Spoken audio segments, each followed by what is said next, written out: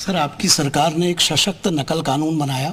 आज कई राज्य उसे फॉलो कर रहे हैं, उसका अध्ययन कर रहे हैं किस तरीके का ये कानून है। और दूसरा, युवाओं के मामलों को आपने कहा कि मुकदमों को वापस लेंगे, सदन से इसकी घोषणा आपने की। देखिए, नकल कानून बनाना बहुत ज़रूरी था क्योंकि लंबे समय से नकल का ये काम चल रहा था और युवाओं के अंदर एक अविश्वास की जो भावना है वो पैदा हो रही थी कि वो पेपर देने तो जाएंगे लेकिन कोई गारंटी नहीं है कि उनका सिलेक्शन हो पाएगा कि नहीं हो पाएगा। जिनके अंदर योग्यता क्षमता है उनके मन में भी संदेह पैदा हो गया था क्योंकि बार बार इस प्रकार की घटनाएं हो रही थी। इसलिए इस प्रकार का सख्त कानून लाना जरूरी था और इस सख्त कानून में जहां उम्र कैद की तक की सज़ा का इसमें प्रावधान किया गया है, जो नकल करवाने वाले माफिया तंत्र हैं उनकी सारी संपत्ति जब्त करने का भी इसमें प्रावधान किया है। प्रत्यक्ष या परोक्ष रूप से जो नकल में करवाने में सहभागी बनेंगे या उनका नाम आएगा जांच के बाद, अगर कहीं कोई दोषी पाया जाता तो उस पर भी सख्त कार्रवाई होगी।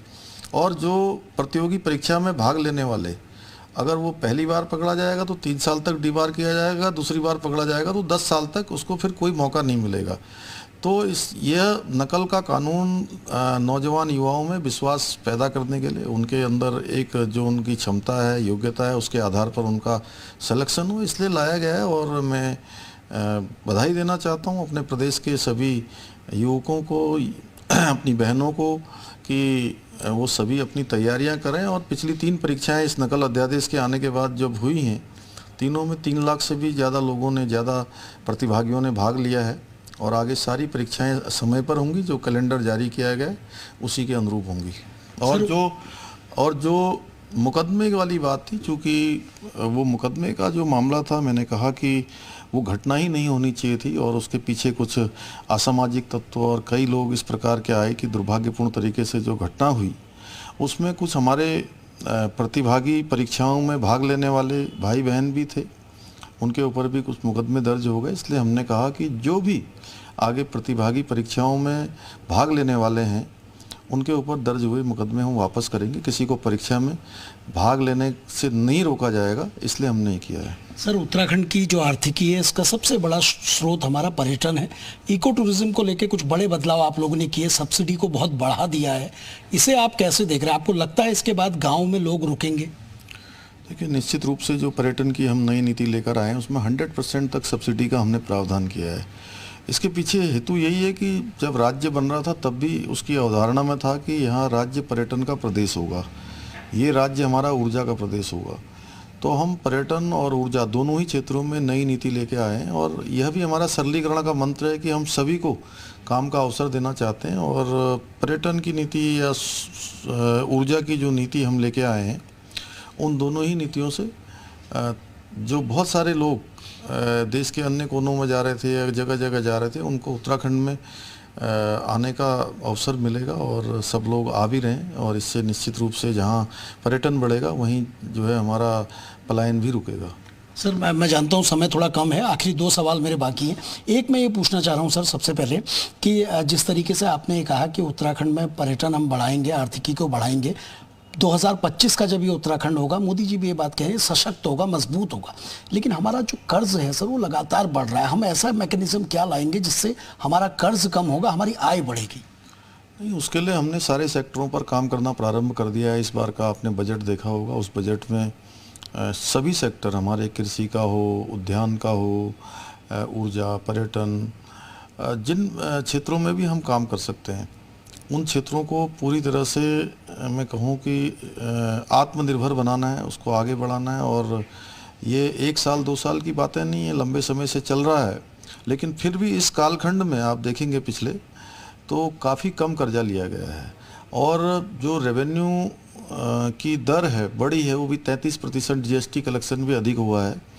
और हमारा है कि अगले 5 सालों में, 10 सालों में राज्य की जो आर्थिकी है, जो राजस्व प्राप्ति है, वो हमारा दुगने पर जाए, तिगुने पर जाए।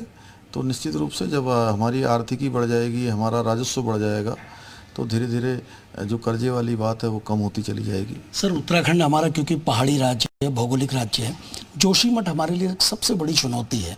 आपने खुद वहाँ कैंप किया, ग्राउंड जीरो पे रहे, लोगों से बात की, आज मुआवजा दिया जा रहा है, केंद्र सरकार भी इस पर गंभीर है। लेकिन जोशीमठ को लेकर हमारी प्लानिंग क्या है? हम नया जोशीमठ कैसे बसाएंगे, कैसे डेवलप करेंगे?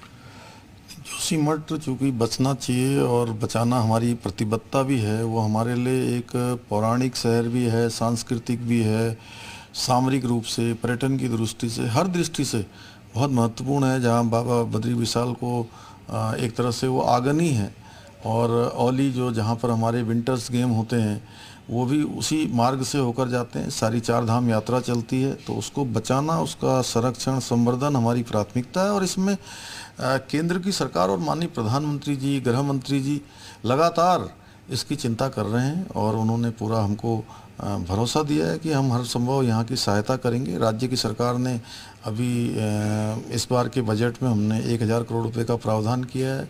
वहाँ पर जो लोगों के घर टूटे हैं या प्रभावित हुए हैं उन सभी को हम मुआवजा दे रहे हैं, और जैसे ही अभी रिपोर्ट आ जाती है, सभी एजेंसियां उस पर रिपोर्ट बन रही है, और रिपोर्ट बनकर आ जाएगी तो उसका हम नया प्लान तैयार करेंगे कि कैसे उनका पुनर्वास होना है, कैसे वो व्यवस्था होनी है। जी सर, आखिर में प्रदेश की जनता को आप क्या संदेश देना चाहेंगे? 1 साल पूरा हुआ है, क्या वादा करेंगे, क्या बातें करेंगे?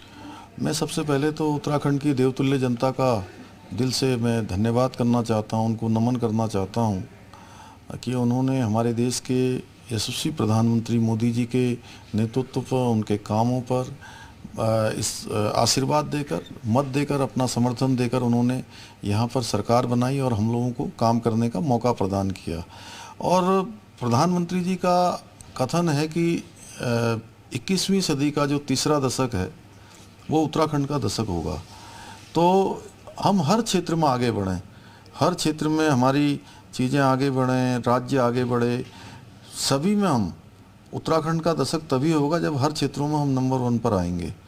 तो हम लोगों का यही है कि राज्य सरकार जहां अगले 10 सालों का रोड मैप लेकर काम कर रही है, सारे विभाग काम कर रहे हैं, उसमें आम जनता की तरफ से, सामान्य जनता की ओर से, हमारे जो भी उत्तराखंड के 1 करोड़ 25 लाख भाई बहन हैं, सभी की सहभागिता चाहिए, और सब लोग मिलकर हम लोग आगे बढ़ेंगे तो निश्चित रूप से वो दूर नहीं है जब हम हर क्षेत्र में आगे होंगे और उत्तराखंड हमारा अग्रणी राज्य होगा और प्रधानमंत्री जी का कथन सार्थक होगा, उत्तराखंड का दशक होगा। आपके 1 साल के कार्यकाल के लिए बहुत बहुत शुभकामनाएं सर। जी बहुत धन्यवाद। आपने जी मीडिया को वक्त दिया, बहुत धन्यवाद जी। अपने 1 साल के कार्यकाल को लेकर मुख्यमंत्री का कहना है कि प्रदेश की जनता के लिए अगले 10 सालों का रोड मैप बनाया जा रहा है। पहाड़ों में पलायन खत्म होगा, रोजगार के अवसर बढ़ेंगे और उत्तराखंड देश के अग्रणी राज्यों में गिना जाएगा। कैमरा पर्सन संदीप बड़ौला के साथ सुरेंद्र डसीला, जी मीडिया, देहरादून।